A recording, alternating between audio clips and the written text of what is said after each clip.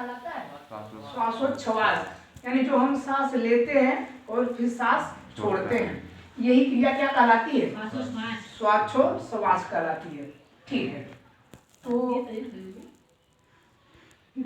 चलिए अच्छा, तो श्वासोच्छ्वास जान गए, तो लिखने के लिए आएगा तो लिख लेंगे ना। हाँ, सांस लेना और सांस छोड़ना, ये क्या कहलाता है? श्वासोच्छ्वास कहलाता है।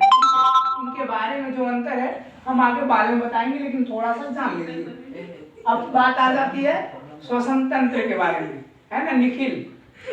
तो अब श्वसन तंत्र, तो ये सारी चीजें थोड़ी थोड़ी आप लोगों में है, हाई स्कूल में थोड़ा थोड़ा तो जानना है और इसके बारे में डिटेल रूप से नहीं जाना है, तो हम भी डिटेल नहीं जा रहे हैं, थोड़ा सा ही बताएंगे। ठीक है, तो इसको जानने से पहले चलिए अच्छा पहले यही जान लेते हैं। अब देखिए श्वसन तंत्र, श्वसन तंत्र होता क्या है? तो बचपन में जब हम लोग पढ़ते थे 5, 6, 7, 8 में या उसके पहले, तो श्वसन तंत्र जब कोई बोलता था तो हमको हमारे दिमाग में क्या आता था? नाक। बोलिए सबसे पहले क्या आता था? नाक। लेकिन अगर नाक बंद कर ले तब मुंह, यानी कि नाक और मुंह दोनों श्वसन तंत्र है? वास्तव में दोनों में से कोई नहीं है।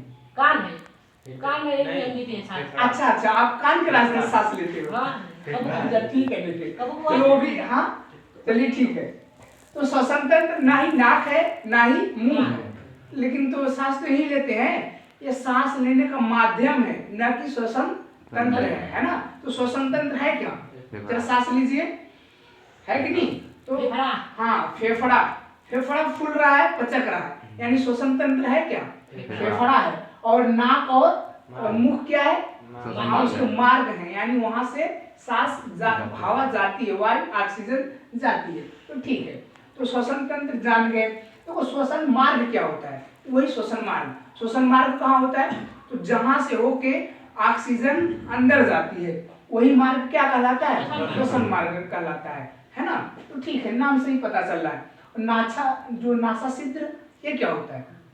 नासा छिद्र, अरे नाक का जो छिद्र है कि नहीं, ये क्या कहलाता है? नासा छिद्र कहलाता है। हाँ, इससे होते हुए ऑक्सीजन कहाँ जाती है? अंदर जाती है। ठीक है, और नासा कपाट क्या होता है? इसके बारे में बहुत ज्यादा डिटेल नहीं, केवल जानिए। तो नासा कपाट क्या होता है? तो जो छिद्र के ऊपर जो हड्डी दिख रही है कि नहीं, और इसको मारो तो जो चोट लगती है, यही क्या है? नासा कपाट है। तो बहुत ज्यादा डिटेल में जानने की जरूरत नहीं, बस केवल जानिए। तो ग्रसनी क्या है? फोरिनिक्स, फोरिनिक्स ना, ठीक है। ग्रसनी क्या है? जो नासा छिद्र है, नासा छिद्र के ऊपर नासा कपाट है, और इसके अंदर वाली चीज, जैसे आप मुंह खोलोगे है ना, तो वहां पे जो चीज है वही क्या होती है? ग्रसनी होती है। अच्छा, फिर उसके नीचे जब जाते हैं स्वर तंत्र, लैरिक्स है ना, ये क्या है? फायरिंग्स था, और उसके नीचे जब जाएंगे तो लैरिंग्स आएगा। लैरिंग्स क्या होता है? जो स्वर तंत्र होता है, यानी ये वाली चीज है कि नहीं? अगर इसको आप दाब दो, इसको दाब के बोलो, देखो आवाज आएगी? नहीं आएगी। तो स्वर कहाँ से आता है? यहाँ से। तो ये वाली जो चीज है यही क्या है? स्वर तंत्र है। ठीक है, अब श्वास नली, जिसको ट्रेकिया बोलते हैं इंग्लिश में, श्वास नली क्या होता है? अरे जिस नली से होकर श्वास जाती है वही क्या है? श्वास नली है। जैसे आप यहाँ पे देख सकते हैं, ये क्या है? श्वास नली है। इसी से होते हुए वायु कहाँ जाती है? अंदर जाती है। ठीक है, और ये देखिए उपास्थि वलय, यहाँ पे कुछ दिख रहा होगा, ये वलय जैसा, सी के आकार का ऐसा कुछ, बोलो दिख रहा है कि नहीं? ये क्या है? हाँ, यही है उपास्थि वलय। ये कार्य क्या करता है? ये क्यों है? अगर ये न रहे तब क्या होगा? जो ये श्वास नली है क्या हो जाएगी? पिचक जाएगी। क्या हो जाएगी? पिचक। यही क्या कर रहा है? रोकने का काम किया कि नहीं? जैसे छल्ला होता है, कुछ चीजें रोकने के लिए लगाई जाती हैं, तो ये लगाने के लिए, रोकने के लिए, ताकि ये पचके ना, ये श्वास नली पचके ना, इसलिए लगा रहता है ना? तो ठीक है, और देखिए यहाँ से जो श्वास नली बट जाती है इधर, जो फेफड़े होते हैं इधर इधर चले जाते हैं। ठीक है, तो इनमें से जो ये जो आया है श्वास नली, और यहाँ से जो निकली हुई कूपिका है ना, यहाँ से जो शाखा नुमा संरचना दिख रही है, इसमें अगर ये संरचना अगर दो भागों में बट जाए, कितने? दो भागों में। जैसे कि यहाँ पे देखिए एक में से दो निकला हुआ है, तो उसको क्या बोलते हैं? ब्रोंकोलियोसिस है ना, उसको क्या बोलते हैं? ब्रोंकोलियोसिस बोलते हैं। लेकिन अगर एक संरचना हो तब इसको कूपिका बोलते हैं, है ना, इसको हाँ एलोवेली बोलते हैं, है ना। और इनका कार्य क्या होता है, जब ऑक्सीजन जाता है, जब हवा जाती है, चूंकि हवा क्या है, यौगिक है, और हवा में ऑक्सीजन आपको मिलेगा, नाइट्रोजन मिलेगा, CO2 मिलेगा, अन्य गैसें भी मिलेंगी। इनका क्या काम होता है, इनका काम होता है कि उस हवा में से किसको लेना, ऑक्सीजन को लेना। एक गुब्बारे जैसी संरचना होती है। तो कूपिका का काम क्या होता है, कूपिका का काम होता है कि जो हवा है उनमें से ऑक्सीजन को ले लेना, ठीक है। उनमें ऑक्सीजन को ये चीजें ले लेती हैं, कूपिका ऑक्सीजन को ले लेती हैं और अनावश्यक चीजें जो है बाहर निकाल दी जाती हैं। फिर उसके बाद ब्लड और सेल के बारे में हम लोग आगे पढ़ेंगे, ठीक है। इनके पहले इसको जानने तो जान ही गए हैं, एक चीज और जान लीजिए, थोड़ी सी हटके चीजें हैं लेकिन वो भी बता देते हैं। कौन सी चीजें, कभी कभी खाते वक्त क्या होता है कि खाना सड़क जाता है, ऐसा होता है, हिचकी आने लगती है, ऐसा होता है। हाँ देखो दिमाग, हाँ तो लोग सोचते हैं क्या है कि कोई हमें याद कर रहा है, बोलते हैं कि हाँ कोई आपका खास है वो याद कर रहा है, तब क्या आ रही है, हिचकी आ रही है। खाते वक्त ऐसा होता है, कभी कभी ऐसा होता है कि मतलब बोलते हैं खाना सड़क गया है, नाक के रास्ते से भी, मुंह के रास्ते से भी खाना आ जाता है। क्या ऐसा हुआ है कभी? हाँ ऐसा होता है, क्यों? तो इससे थोड़ा सा हटके लेकिन समझ लेते हैं हम लोग। जब यहाँ से ये जो आहार नली है, आहार नली है, वहां से भोजन होते हुए कहाँ जाता है, आज अमाशय में जाता है। उसके पहले यहाँ से जो है गई रहती है कहाँ पे, फेफड़े में, बोले गई रहती है कि नहीं, फेफड़े में, ठीक है। तो जब यहाँ से भोजन आता है, यहाँ से जब भोजन आता है, अच्छा कभी ऐसा सोचे कि भोजन फेफड़ा में क्यों नहीं चला गया, कभी कभी ऐसा होता है, लेकिन क्यों अमाशय में ही जाता है, क्यों ना फेफड़ा में जाता, भोजन करते हैं क्यों ना फेफड़ा में जाता। ऐसा नहीं था कि हम कहते हैं भोजन तुम फेफड़ा में मत जाना, तुम कहाँ जाना, अमाशय में, क्या ऐसा बोलते हैं? नहीं। क्या भोजन को पता रहता है क्या हमें कहाँ जाना है, ऐसा होता है, नहीं पता रहता। तो फिर क्यों अमाशय नहीं जाता है, आयु जो वायु है वो इधर क्यों जाती है, ऐसा क्यों होता है? ये सारी क्रियाएं हमारे कहने से नहीं, जो हमारा मस्तिष्क है उसके अनुसार भोजन कहाँ जाता है, अमाशय में, और ये कहाँ जाता है, चूंकि रास्ता देखिए एक ही है, तो यहाँ सोते हुए इधर चला जाता है और यहाँ सोते हुए।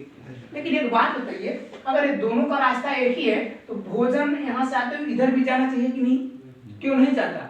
लेकिन कुछ तो होगा जो इसको खोलता होगा और इसको खोलता होगा, कुछ तो होगा। नहीं तो बताइए अगर खुला रहता है, यहाँ पे देखिए खुला रहता रास्ता, तो मन करता भोजन इधर नहीं चला जाता है कि नहीं? माइंड कितना भी रोकता है, अरे रुको रुको, रुकता सड़क इधर नहीं चलाता।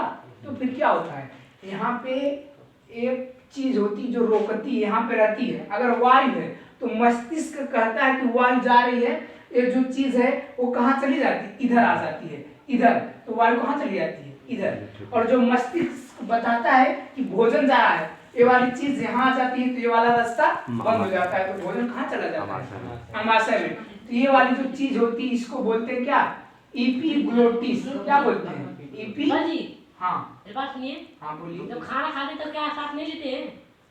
वही तो बता रहे हैं, खाना खाते हैं सांस लेते हैं, जब दोनों क्रिया एक साथ होती है उसी समय खाना क्या होता है, सरक जाता है, उसी समय खाना क्या होता है, सरक जाता है। भोजन लेते हैं वो क्रिया इतनी तेज होती है कि आपको लगता है कि खाना भी खा रहे हैं एक साथ और सांस भी ले रहे हैं एक साथ, वहां पे थोड़े समय के लिए वो क्रिया अलग अलग समय के लिए होती है, दोनों क्रिया एक साथ नहीं होती।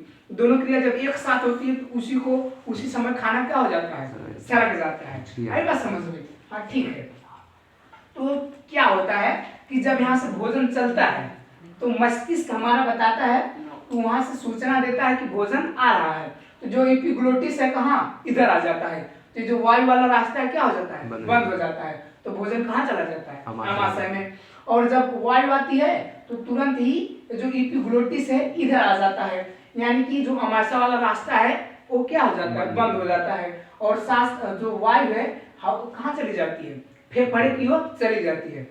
और हिचकी कब आती है, खाना सरक कब जाता है, तो क्या होता है, जैसे कभी कभी लोग दूसरों को ख्याल में क्या खोए रहते हैं, दूसरे ख्यालों में खोए रहते हैं, तो मस्तिष्क हमारा कहाँ, वहाँ बिजी रहता है, दूसरे को ख्यालों में, चाहे वो किसी का भी ख्याल हो, किसी प्रकार का भी ख्याल हो, है ना।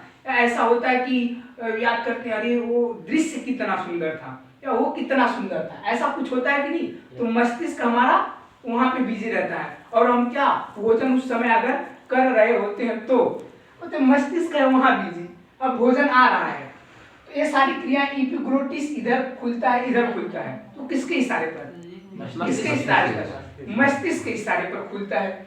लेकिन हम बताइए जब मस्तिष्क वहाँ पे बिजी है तो बेचारा खुले तो खुले किधर, किधर खुलेगा, है कि नहीं। बताइए इसके लिए संकट की बात है कि नहीं। जब मस्तिष्क उधर बिजी रहता है तो जो एपिग्लोटिस है समझ ही नहीं पाता कि हमको खुलना किधर है, कि क्या भोजन आ रहा है कि हवा आ रही है, उसको पता ही नहीं रहता, वो धर्म संकट में आ जाता है।